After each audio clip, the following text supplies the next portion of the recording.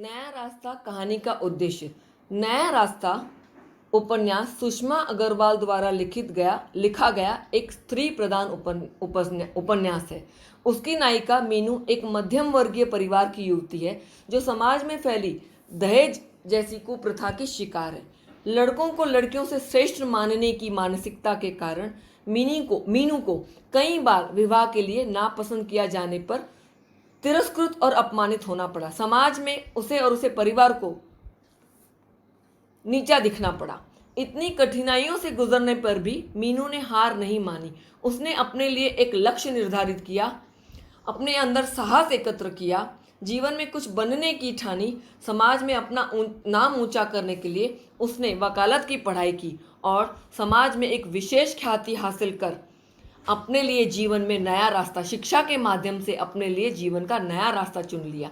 इस उपन्यास के माध्यम से लेखिका ने युवतियों को समाज की इन कुप्रथाओं से लड़ने के लिए प्रेरित किया है। उन्हें अपने आप को स्वावलंबी बनने की प्रेरणा दी है ताकि वे किसी पर बोझ ना बने और समाज में अपने लिए एक खास स्थान बना सके। सभी युवतियों को धैर्यवान और साहसी बनना चाहिए। प्रत्येक नव युवती में नव चेतना व जागृति की भावना जगाने की कोशिश की गई है इस नया रास्ता उपन्यास में। भूमिका। एक दिन समाचार पत्र पढ़ते पढ़ते मेरी नज़रें अचानक उस समाचार की ओर आकर्षित हो गई जिसमें लिखा था कि एक युवती ने आत्महत्या कर ली।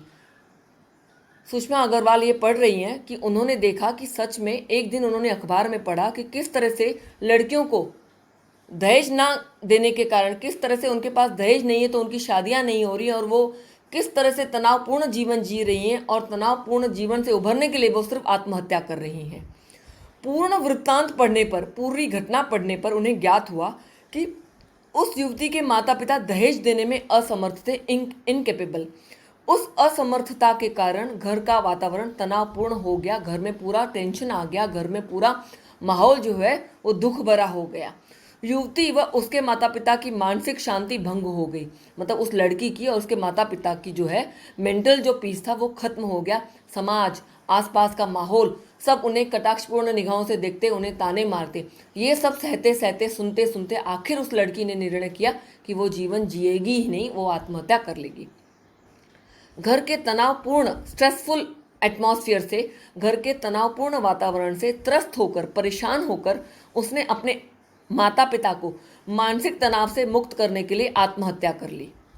इस समाचार से मेरा हृदय चीत्कार कर उठा, मतलब मेरा दिल रो पड़ा। सुषमा अग्रवाल कहती हैं कि सच में क्या लड़कियां दहेज के कारण आत्महत्या कर लेंगी? बस इतना ही जीवन का हमारी वैल्यू है? तो उन्हें बड़ा दुख हुआ, तभी उन्होंने ये उपन्यास लिखा। दहेज के कारण एक युवती को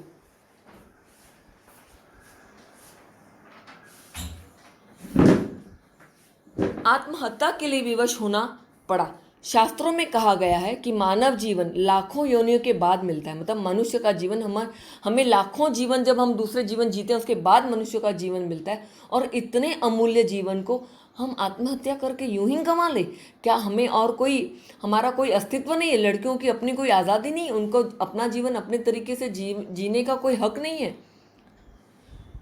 शास्त्रों में कहा गया है कि मानव जीवन लाखों योनियों के बाद मिलता है। ईश्वर की इस अमूल्य देन जीवन को इस प्रकार नष्ट कर देने के लिए क्या हमारा समाज उत्तरदायी नहीं है? क्या हमारा समाज ही तो है जो इन परिस्थितियों के लिए लड़कियों को और उनके माता पिता को मजबूर करता है? तो क्या समाज की सोच को बदलना चाहिए क्या नहीं? सच में हमें समाज की सोच को बदलना होगा।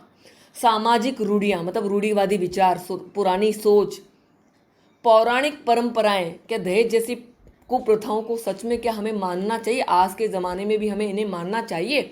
सब मनुष्य, ये सब जो परंपराएं, रूढ़िवादी विचार, पुरानी समाज की सोच, ये सब मनुष्य के अपने बनाई हुई सोच है, तो इसे हमें ही बदलना होगा।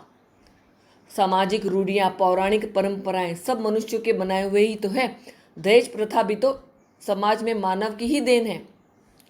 पहले के ज़माने में दहेज क्यों दिया जाता था, ये बताने की कोशिश की है। प्राचीन काल में माता पिता अपनी पुत्री का घर बसाने के लिए उसे अपनी इच्छा अनुसार कुछ घरेलू सामान व धन देते थे, किंतु धीरे धीरे इस प्रथा ने उग्र रूप धारण कर लिया, भयंकर रूप धारण कर लिया।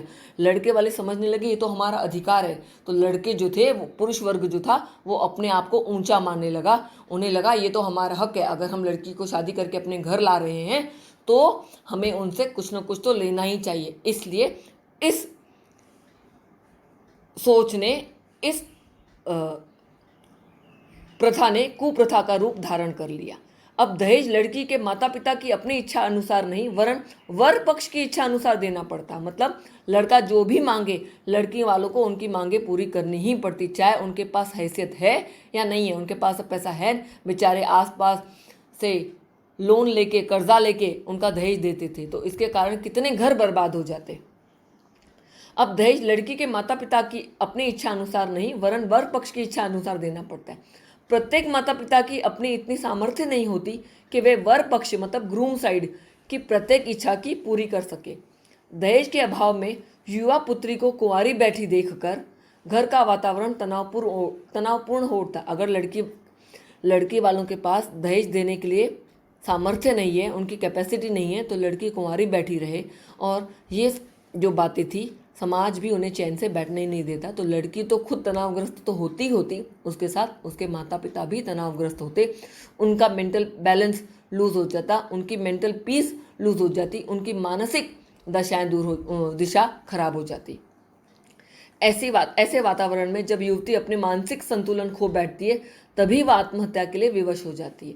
प्रश्न यह है कि वह नारी जो पहले के ज़माने में नारी देवी के समान पूजी जाती थी, सरस्वती, दुर्गा, लक्ष्मी, ये सब जो थी, ये इन्हें देवी का रूप हासिल था। और आज देखो नारी की स्थिति क्या हो गई है। समाज में जिसे सम्मान की दृष्टि से देखा जाता था, जिन्हें आदर किया जाता था, जिन्हें पूजा जाता था, आज जीवित जलाई जा रही है। सोचो, आज उन्हीं स्त्रियों को, उन्हीं लड़कियों को, क्योंकि दहेज देने में असमर्थ है माता पिता, या कितनी बार शादी हो जाती है और दहेज पूरा नहीं देते, तो ससुराल वाले लड़कियों को जिंदा जलाया जाता है, उन्हें यातनाएं दी जाती हैं, उन्हें पीड़ाएं दी जाती है, उन्हें मानसिक और शारीरिक तौर पर यातनाएं, पीड़ा पहुंचाई जाती है, टॉर्चर किया जाता है। ये कितना सही है? आज जीवित क्यों जलाई जा रही हैं? संभवतः इसके लिए पुरुष वर्ग तो दोषी है ही, नारी में भी नव चेतना व जागृति का अभाव है। मतलब लड़कियों में भी साहस और अवेयरनेस और अपने लिए कुछ कर दिखाने की हिम्मत नहीं है। युवा अवस्था में, यंग एज में, प्रत्येक नव युवती आकर्षक व रंग बिरंगी सपने संजोती है। मतलब वो यंग होती है तो उसे लगता है कि वो ससुराल जाएगी, अपने बड़ी होगी, वो सुंदर दिखती है, अपने लिए अलग अलग सपने देखना शुरू करती है। She has a dream for herself. परंतु न जाने कितनी नव युवतियाँ सपने देखने से पहले ही आत्महत्या के लिए विवश कर दी जाती है। क्या हमने कभी सोचा है कि इन आत्महत्याओं के लिए दोषी कौन है? सच में कभी सोचिए कि आत्महत्या करने के लिए दोषी कौन है? क्या सिर्फ लड़कियों को शादी ही उनका लक्ष्य है? अगर शादी नहीं हो रही है, दहेज के कारण वो अपने पति के घर नहीं जाती हैं, तो क्या सिर्फ शादी करना ही उनका लक्ष्य होना चाहिए? अगर लड़कियों को पढ़ाया जाता है, लिखाया जाता है, उन्हें लक्ष्य हासिल करने के लिए उन्हें प्रेरित किया जाता है, तो ये कितनी बड़ी बात है। तो लड़कियों को पढ़ना चाहिए, लिखना चाहिए, अपने जीवन में अपने पैरों पर खड़े रहने के लिए उन्हें स्वावलंबी बनना चाहिए, ताकि वे समाज पर बोझ ना बने, क्योंकि वे भी एक लड़की हैं। अगर उन्हें भी मौका दिया जाए, उन्हें भी लड़कों के समान अधिकार दिए जाएं, तो वे भी पढ़ लिख कर लड़कों के समान अपने लिए जीवन में एक उच्च लक्ष्य हासिल कर पैसा कमा सकती हैं, अपना नाम ऊंचा कर सकती हैं, अपने साथ साथ अपने माता पिता का भी नाम रोशन कर सकती हैं। क्या हमने कभी सोचा है कि इन आत्महत्याओं के लिए दोषी कौन है? गत दिनों 3 बहनों ने सामूहिक आत्महत्या की। मतलब लेखिका बता रही है कि पिछले 3 दिनों में 3 बहनों ने कलेक्टिव सुसाइड किया। इस दुखद घटना का मुख्य कारण दहेज ही था। ऐसी न जाने कितनी युवतियां अपनी आत्महत्या कर अपने माता पिता को कष्टों से मुक्त करना चाहती हैं। तो क्या सच में आत्महत्या इज ओनली सोल्यूशन? मेरे हिसाब से तो नहीं है, क्योंकि आत्महत्या इज नॉट अ सोल्यूशन। आत्महत्या करने पर क्या उनके माता पिता खुश होते हैं? अरे वो अपनी बेटी के बिछड़ने में और ज़्यादा परेशान हो जाते हैं। तो लड़कियों को ये सोचना चाहिए कि हमें आत्महत्या ना करके पढ़ना लिखना चाहिए, अपने लिए जीवन में कुछ बनने की सोचनी चाहिए। ऐसी न जाने कितनी युवतियां अपनी आत्महत्या कर अपने माता पिता को कष्टों से मुक्त करना चाहती है। क्या इससे उनके माता पिता कष्ट मुक्त हो जाते हैं? क्या आत्महत्या उन युवतियों की कायरता नहीं है, कावर्ड एटीट्यूड तो नहीं है? हाँ करेक्ट, कावर्ड एटीट्यूड ही है। क्यों मरे वो? क्यों अपने आप को लड़कों के खातिर दहेज के कारण अपने जीवन को बर्बाद करें? समाज में सफलता प्राप्त करने के लिए आवश्यकता है साहस की। लड़कियों को भी दृढ़ निश्चयी साहसी बनकर विषम परिस्थितियों से लड़ना होगा, मुश्किलों का सामना करना होगा। कष्टों के निवारण हेतु यदि युवतियां आत्महत्या करती रहीं तो समाज में व्याप्त दहेज की महामारी कभी समाप्त नहीं होगी। उन्हें इन सारी कुप्रथाओं के खिलाफ आवाज उठानी होगी।